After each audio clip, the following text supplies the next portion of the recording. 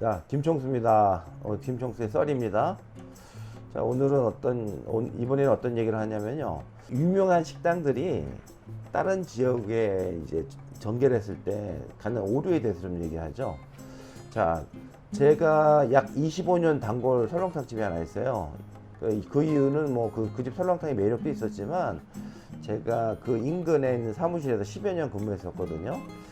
어쨌든 그 집 설렁탕은 대중들이 다 좋아할 설렁탕은 아니지만 꼬릿꼬릿하고 그 묘한 매력이 있습니다. 이제 고기 국물로 내거든요. 몇 달 전에 제가 퇴근길에 우리 직원하고 차를 타고 가다가 그 설렁탕이 저희 그 집에 가는 그 상권에 있더라고요. 그래서 이제 반가워서 가서 먹었습니다. 그런데 저녁 한 7시 정도 됐는데 손님이 한 두세 테이블밖에 없고 장사가 잘 안 되는 것 같더라고요.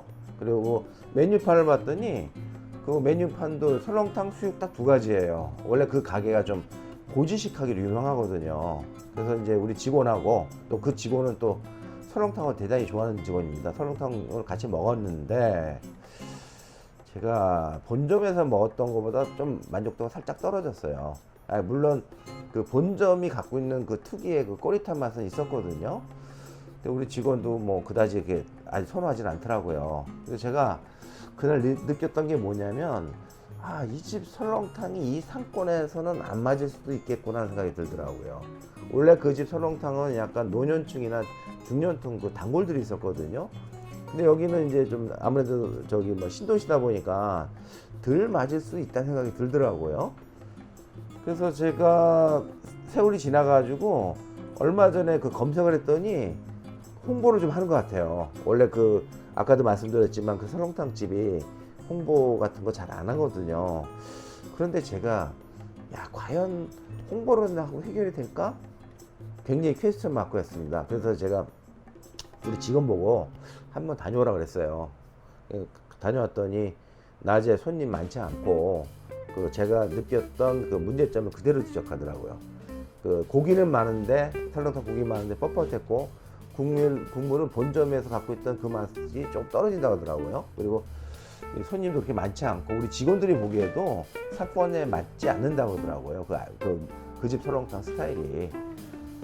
자, 저는 이런 얘기를 하고 싶습니다. 뭐냐면은 그 집 설렁탕이 마니아가 있는 그 설렁탕인 건 틀림없지만 대중적이진 못하거든요. 제가 예전에도 그 설렁탕 집에 단골이었을 때도 보면요. 늘 가면 남자 손님이 거의 다수였었어요. 여성 손님들을 거의 본 적이 없거든요. 근데 이 설렁탕집 오픈한 가게는 기본적으로 그 어떤 오피스 상권이 아니거든요. 그래서 여성 고객도 상당히 땡겨야 되는데 제가 그 설렁탕 집에서 느꼈던 게 뭐냐면 퇴근길에 저는 와이프하고 같이 퇴근을 많이 하거든요. 아내가 이 설렁탕 집에 오면 만족을 과연 할까? 상당히 퀘스천 마크가 있습니다. 더욱이 이 설렁탕 집이 또 점포를 딴 데도 한 군데 오픈했다고 그러더라고요. 그래서 저는 원래 유명한 설렁탕 집이고 옛날 돈도 많이 벌었겠지만 새롭게 가게를 오픈할 때는 그 지역 소비자들의 기호라든가 단가라든가 사전 조사가 필요하다고 봐요.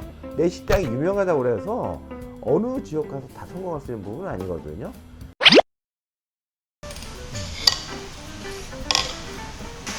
신경으로는 아니고 국물이 역시 약간 누르두름하네요.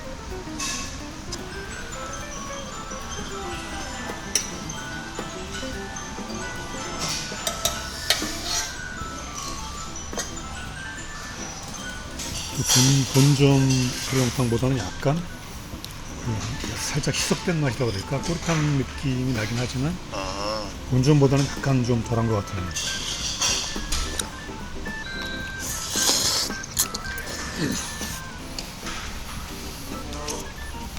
여성분들이라든가 젊은 사람들은 약간 좀 뻣뻣하다고 느낄 수도 있겠네요. 그렇게 해서 벌써 12시 15분인데 그래도 만족이 안 되네요.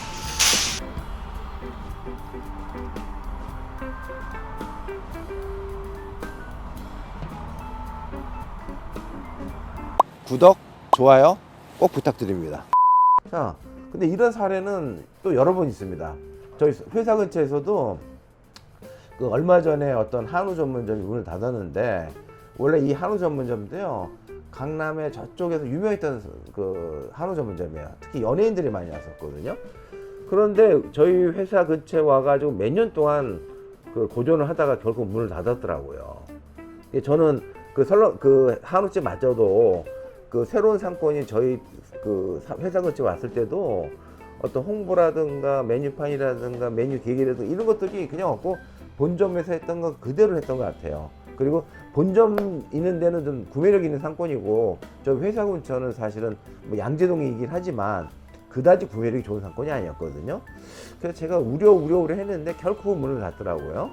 또 이런 사례는 또 다른 데도 있습니다. 뭐냐면 이거는 서울에서 럭셔리한 만두집으로 유명한 가게가 서울 강북에 있는데 그 집은 굉장히 조미를 안 쓰고 좀 고급적인 맛이에요. 가격도 비싸고. 근데 뭐 고급 손님들이 되게 좋아하는 만두집인데요. 그 만두집도 아주 고급 백화점에 입점했는데 결국 문을 닫았어요. 뭐냐면 자기 그 본점이 갖고 있는 그 유명세만 믿고 갔던 것 같아요. 제가 봐서는. 근데 그 백화점이 고급 백화점인데 불구하고 굉장히 고전하더니 결국은 철수한 걸로 제가 알고 있습니다. 또 하나 사례도 있습니다. 이거는 이제 부산에 있는 관광지에 있는 해물집인데요. 뭐 디자인, 뭐 메뉴 구성, 상품력 다 좋습니다. 굉장히 그 기획을 잘했어요. 근데 이 해물집도요, 어찌어찌 하다 보니까 서울에 있는 모 백화점한테 그 로비를 당해가지고 입점을 해가지고 들어갔어요. 제가 알기로는 상당히 손해를 본 거 알고 있거든요. 왜냐면 그 메뉴도 상권에 안 맞았던 것 같아요. 좀 더 고급적인 상권에 갔었으면 어느 정도 자리를 매김할지 모르지만 이런 실수는 계속 되풀이되는 것 같아요. 자, 여러분들 저는 이걸 말씀드리고 싶습니다.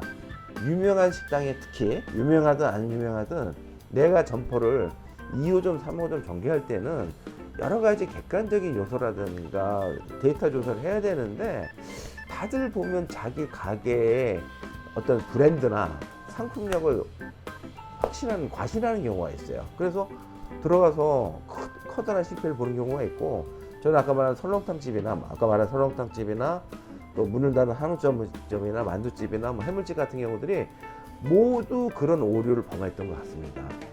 자, 저는 요즘에 식당 대표분들한테 무슨 말씀을 드리냐면요, 대박을 치고 성공하는 거를 얘기하지 않고요, 일단은 연착륙을 말씀드립니다. 일단은 안 망해야거든요. 근데 그 사실은 망하는 이유가 뭐 요즘에 코로나 그 핑계 대시는 분도 많이 계시는데 망하는 이유는 바로 본인한테 있습니다. 저는 철저하게 미리 조사를 했었으면 아까 그 설렁탕집도요, 저는 일단 그 상권에 안 들어가는 게 더 적합했었고, 좀 너무 고지식한 그 판단이란 게 저는 그게 실패를 갖고 올 확률이 되게 높다고 보고 있습니다. 혹시 이 설렁탕집 주인 혹시 보시면 제가 그래도 그 설렁탕집 25년 단골입니다. 제가 이게 어떤 뭐 비판하는 개념을 말씀드린 게 아니라 저는 사실은 그 좀 약간 충고에 말씀드린 거거든요. 자, 다음에 또 뵙겠습니다.